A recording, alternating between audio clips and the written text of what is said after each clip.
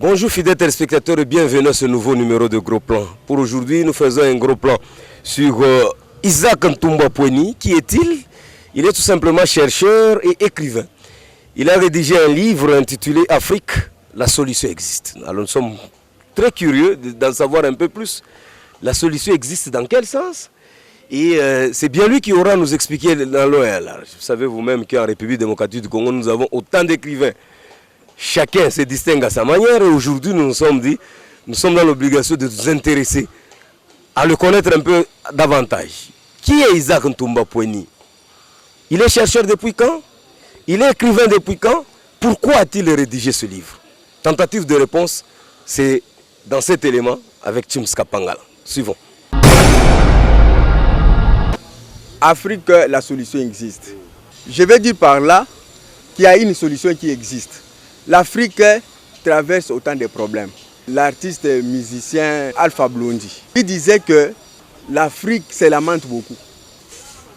Et dans les livres ici, je viens dire ça, mais je vais plus loin. L'Afrique doit se limiter à se lamenter. À la place de se lamenter, l'Afrique doit faire quelque chose. Alors l'Afrique, la solution existe. Il s'agit d'un essai, c'est-à-dire un ouvrage de recherche scientifique, préfacé par le grand historien Léon de Saint-Moulin, paix en son âme, de résumé mémoire. Un livre qui contient plus de 270 pages, répartis en 5 chapitres. Nous avons, le premier chapitre nous parle des critères historiques. Le premier chapitre, c'est le domaine historique. Le deuxième chapitre, c'est le domaine littéraire. Le troisième chapitre, c'est le domaine politique. Le quatrième chapitre, c'est le domaine économique. Et le cinquième chapitre, c'est le domaine religieux. Maintenant, par exemple, dans les domaines historiques, il faut réécrire l'histoire africaine. Il y a eu beaucoup de noms dits. Il faut revoir cela. Vous allez voir qu'il y a beaucoup d'Africains qui ont exagéré, n'est-ce pas, la réalité au nom de la colonisation. Et vous allez voir aussi qu'il y a beaucoup d'expatriés qui se sont dit face aux bienfaits des Africains. Et là, je vois encore Lumumba qui avait dit qu'il faut que nous-mêmes, nous puissions réécrire notre histoire. Et dans les domaines politiques, nous avons la démocratie que nous devons réellement appliquer. Alors, Afrique, la solution existe. Je vous ai dit qu'il s'agit d'un essai qui retrace la problématique africaine du sous-développement. Les livres proposent la solution comme étant un remède. Nous avons la démocratisation réelle qui se présente comme une véritable solution pour l'Afrique. Et nous pensons que l'unité doit régner. Les États-Unis d'Afrique, les pères fondateurs, en parlant de l'organisation de l'unité africaine, vous voyez, l'unité africaine, c'est toujours l'esprit de l'union qui revient. Et nous avons voulu que ça soit comme ça. Et la solution peut venir quand? La solution peut venir quand il y a du travail, quand il y a la culture du travail, création d'emplois et de richesses. Voilà, c'est ça vraiment la solution. Donc l'Afrique doit cesser de se lamenter. La presse aussi a un grand rôle à jouer. La presse aussi doit présenter une bonne image de l'Afrique à travers le monde. La presse ne peut pas présenter une image là de médiocrité concernant l'Afrique. On présente l'Afrique comme étant les chaudières du monde, comme étant l'enfer. Et on présente les Africains comme étant les damnés de la terre. Eh bien, je profite à travers les antennes de la RTNC pour dire à tout le monde qui est en train de me suivre à travers le monde que nous ne sommes pas l'enfer du monde. L'enfer, c'est quelque chose de spiritualité. Et nous ne sommes pas les damnés. Nous ne sommes pas les gens qui vivent en enfer. Donc, il y a la solution. Et cette solution-là, je vous ai dit, on doit passer par l'industrialisation de l'Afrique. Et on doit passer... Quand je parle de la démocratisation réelle, comme solution africaine, la démocratisation réelle, ça veut dire qu'il y a un problème qui se pose au niveau de l'applicabilité des textes. Alors, on doit appliquer. Il existe des jolis textes, des beaux textes, mais nous n'appliquons pas ça. Si nous appliquons ça sur le plan africain, je pense que nous allons réaliser des grandes choses. L'Afrique a réellement besoin d'un développement durable. Et le mot développement durable, c'est ça le mot qui revient maintenant dans le concert des nations. On parle de développement durable. Surtout que maintenant, le monde est en train de traverser une période où il y a le réchauffement climatique. Le développement durable, c'est un développement qui doit durer dans l'espace, dans la durée des temps, qui doit durer pour les générations présentes et pour les générations futures. Pour cela, nous devons conserver l'équilibre. Nous devons conserver l'équilibre général, dans la nature. Nous devons respecter l'environnement.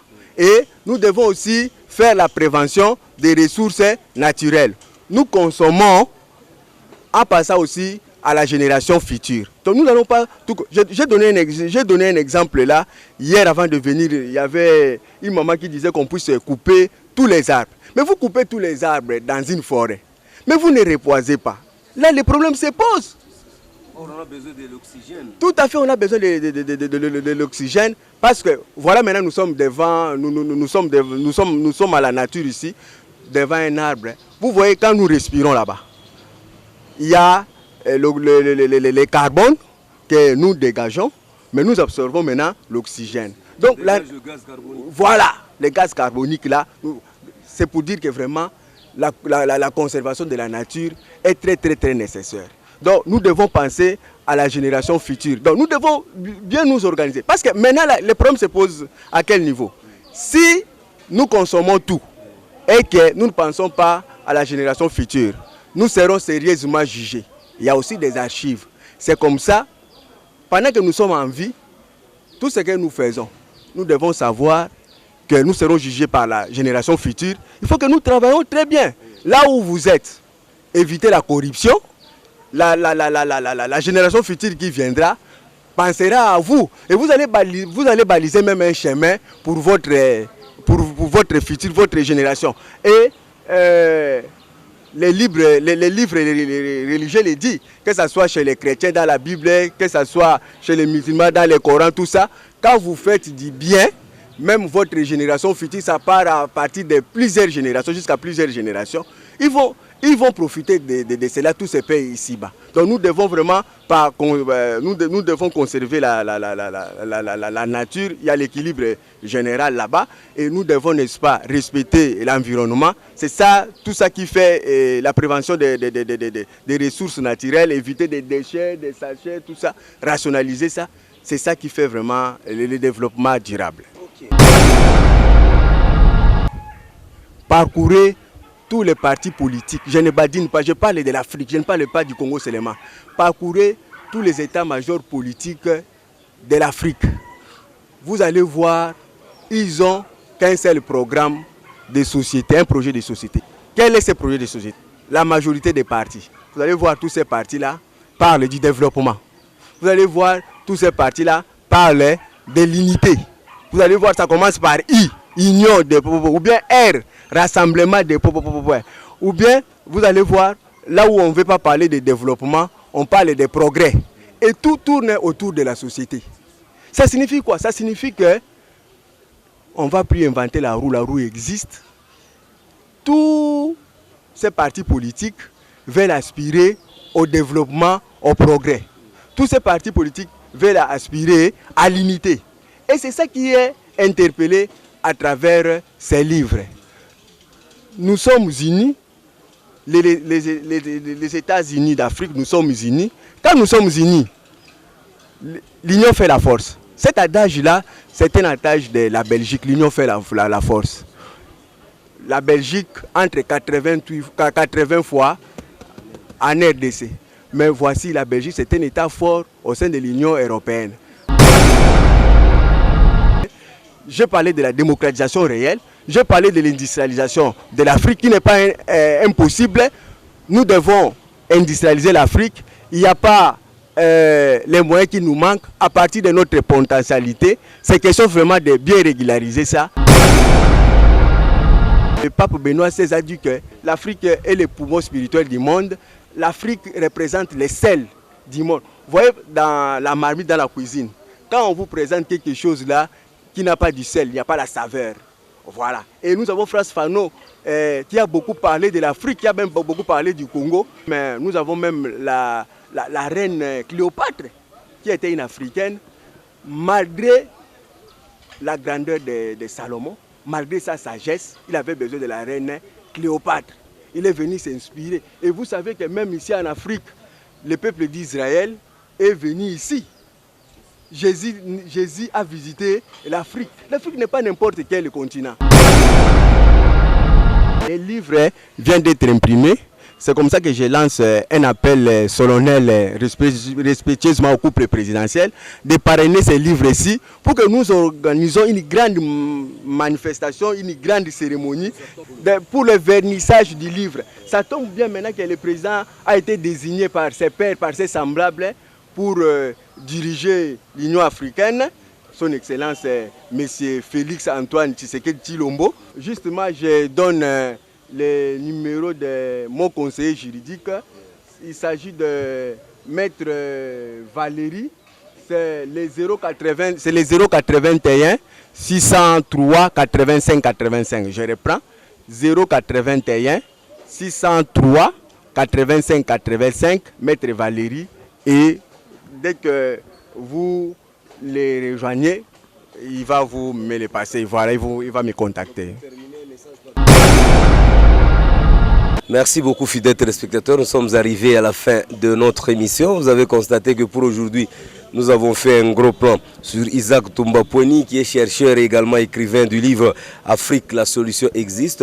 Il a eu à vous expliquer en long et en large comment la solution peut être trouvée en Afrique. Il a fait appel, n'est-ce pas, au couple présidentiel pour qu'il soit, n'est-ce pas, parrainé. Et là, c'est Isaac Toumba Poeni qui est, n'est-ce pas, l'auteur de ce livre qui a lancé, n'est-ce pas, cet appel pathétique. Nous savons bien que le chef de l'État, le numéro 1, n'est-ce pas, de l'Union africaine, a tout intérêt, n'est-ce pas, de le soutenir parce que lui aussi a écrit sur l'Afrique, lui, Isaac.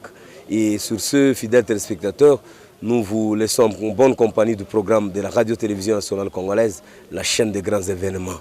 Au revoir, Chimska Pangala.